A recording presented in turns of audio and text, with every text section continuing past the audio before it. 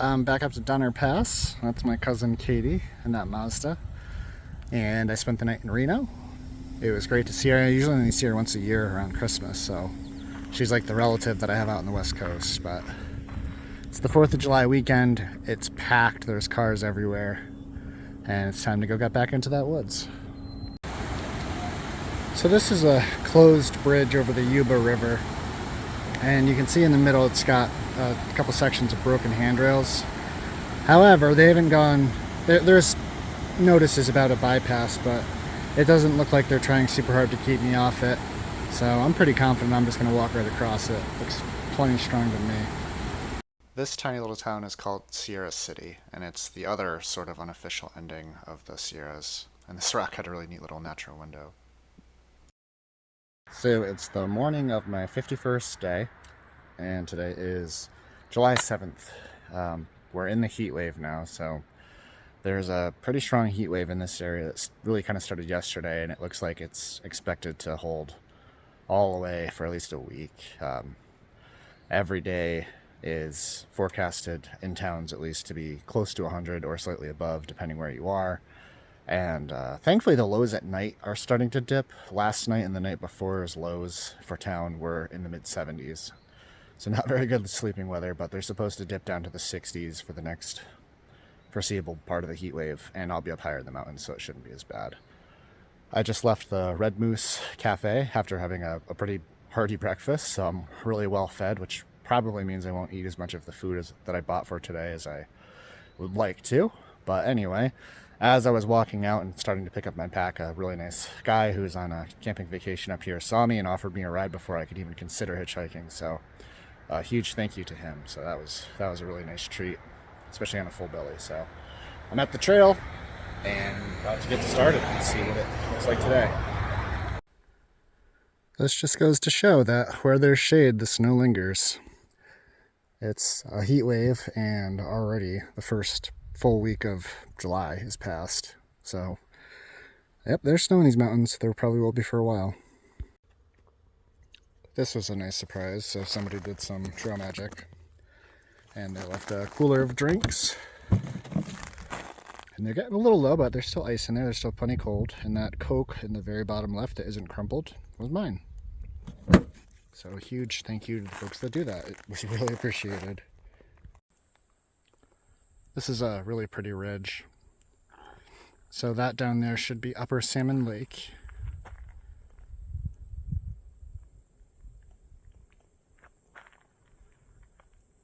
And that really neat snowy thing, I believe, is called the Sierra Buttes.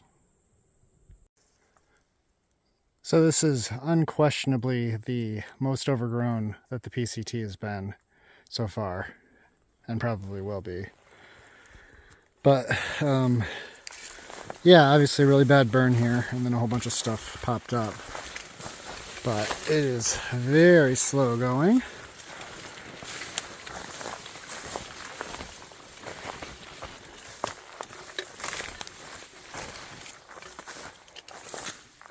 And pretty hard to follow a trail.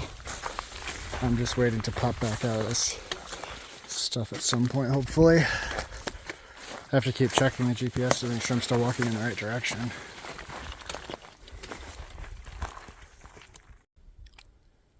Well, I hope that's the last of that. That was very slow going and banged up my shins some.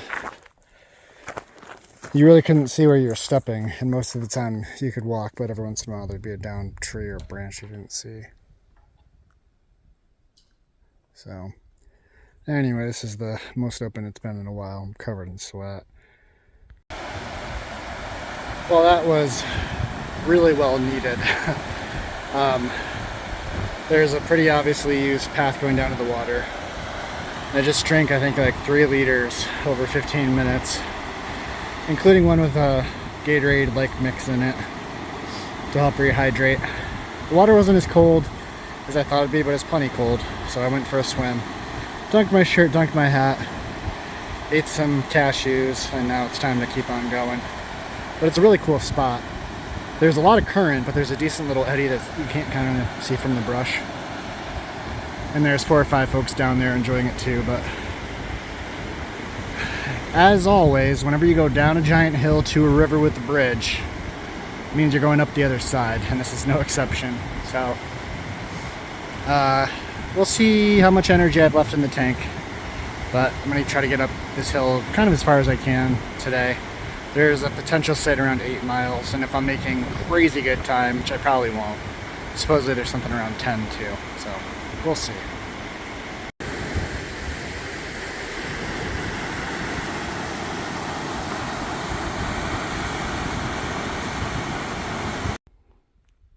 It's about the top of the hill in the morning. It's about a little after 7:30, but it's a nice view. That's Lookout Rock, it's called. It's already really hot.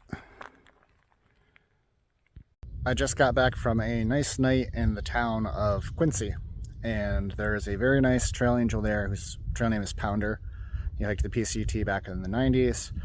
He is great. He hosts hikers basically every single night and lets them do laundry, shower, gives them rides around town, all sorts of awesome stuff. So where I'm at right now, I got the first car that drove by yesterday morning picked me up after less than 7 minutes of waiting, and then I just caught a ride back from a hitch out of town, and I didn't have to wait more than 10 minutes there too. So very fortunate, really appreciating the locals. The town of Quincy prides itself on taking care of the hikers, and I can tell you from my experience that they definitely do. So I'm about an hour north of Buck Summit, and there are pretty views. This is the giant burned area. Now granted, I'm 4 or 5 miles in, but so far, up high at least, there's been enough live trees for some shade, and there's a lot of pretty lakes that you can see, so I'm almost certain it's not going to stay like this, but so far so good. Well, it's been about 4 hours of moving, and I was up higher where there were more trees like that ridge over there. But now comes like an 8-mile drop, semi-slow and steady, down to almost 2,000 feet, which I don't even know the last time I've been under 3,000 feet. So it's going to be hot down there. It's going to be so gross. But anyway, you can see there's not much cover for a long time, especially down low. So we'll call that almost 3 hours of walking down a hill. Look at the crazy switchbacks on this thing right here. And then I get down to a road crossing, and then I go right back up the other side. So it's the hottest part of the day. It's 12:30, and it's going to stay hot. So I've been going downhill for what seems about 6 or 7 days. Not really, maybe an hour or two. But it's getting a lot hotter. I'm down to 3,600 feet. I can see a bottom, so I'm going to get there eventually. But it's getting hotter and hotter, and there's not much that's going to keep me out of that river when I get down there.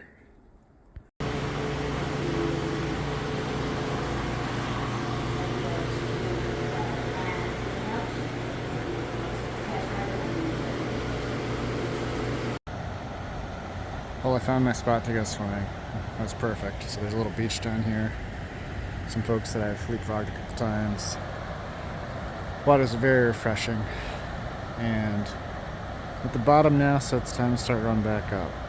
But it's almost 3:45, so it's not quite as hot as it was. And I'm nice and cool now for about 30 seconds. So I didn't even know this place existed, but it's a whole bunch of things. There's a restaurant and a bar inside, a store. I think they do camping, and there's cabins and rooms for rent. And a lot of the comments I was reading say that this place hosts a bunch of music festivals. So it's not really my forte. Not huge into festivals and crowds and stuff, but you can definitely see a lot of people enjoying that. Time to cross the river, and then I no doubt go up. Good morning, July 11th. That was home. It's a nice flat spot, but the dirt is so fine that it is almost like a silty stain. It's kind of on everything. So I just packed up, but I feel like I'm covered in dirt. But it has a really nice bridge. and you can hear the waterfall.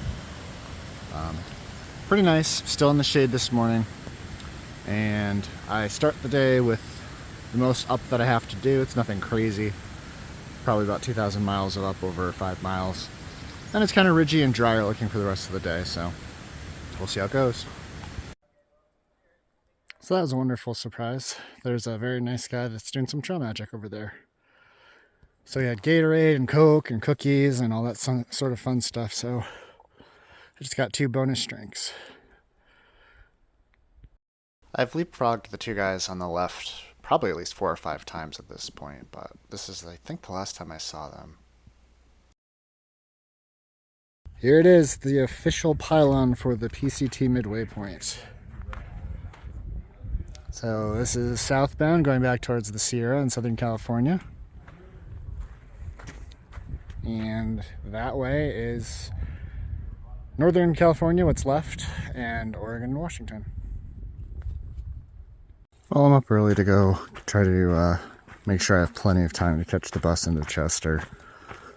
And for some crazy reason, if there's people driving into town that early, maybe I can even catch a ride with somebody before the bus gets there, but not quite sunrise yet, but plenty light enough to walk outside without a headlamp.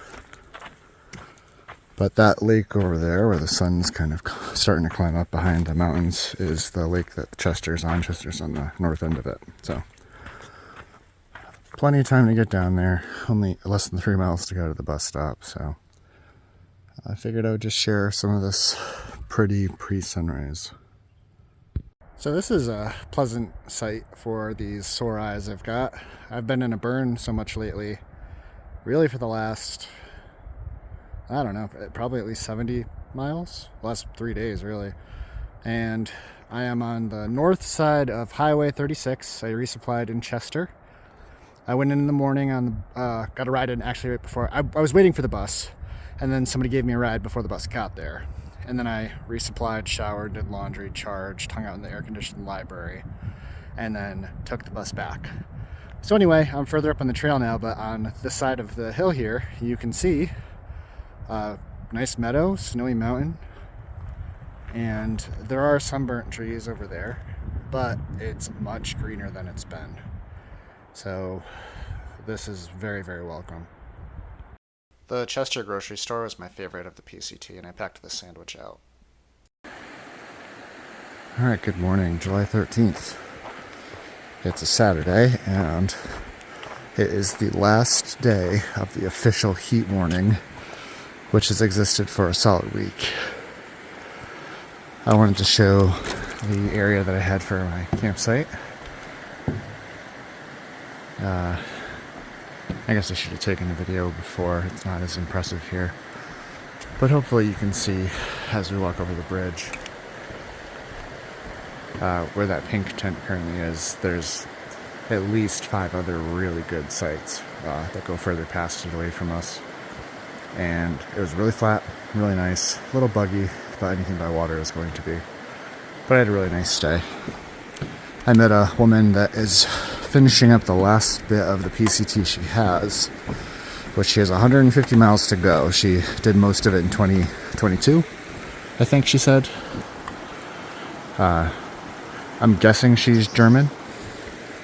Statistically, it's a good guess because there's more Germans than any other international folks here, but we had a nice conversation, which she was very friendly. She came over after she was set up and everything and plopped down, and we just chatted for at least an hour, and it was pleasant. I think we have very similar mindsets when it comes to what we want out of these trips and stuff. We talked some trail philosophy, like what is a through hike, what constitutes a through hike, things of that nature, and of course shared a little bit of information about what we both have coming up as hikers do.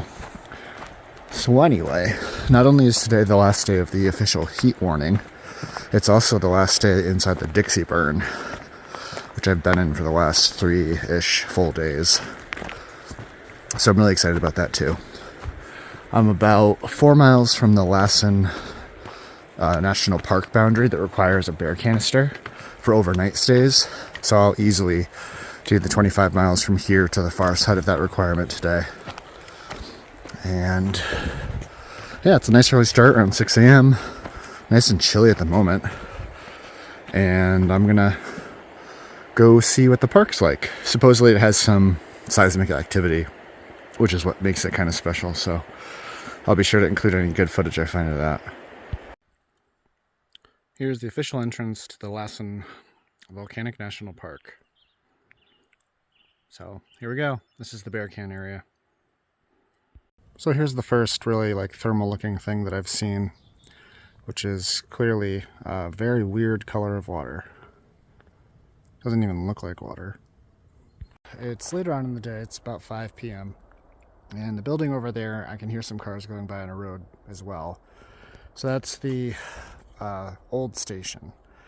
And I guess I want to call it the town of Old Station, but I don't think it's really a town. It's more of like a resort area with a lot of campgrounds and a couple gas stations and a couple restaurants, I think.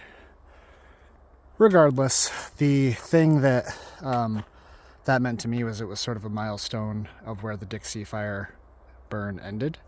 So I'm back in real forests here, and I think I'm actually done with that burn.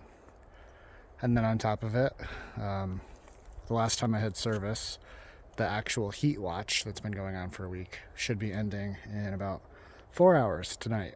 And that doesn't mean it's going to get cold or cool, but it won't be as hot. And so I'll take every small victory I can get. This area has a bunch of these collapsed lava tubes that are very similar to the west of Grant, New Mexico on the CDT. So I came over to check this one out. There's one up here that they call the subway that's less than a mile away from here. And it sounds a lot like the ice cave that I went to last year, except it doesn't get quite as cold. I think it's always in the mid-40s instead of always below freezing. So there's a spigot there that I want to go get water at because the next section of the trail is supposed to be very dry. So I'm going to go get a whole bunch of water there.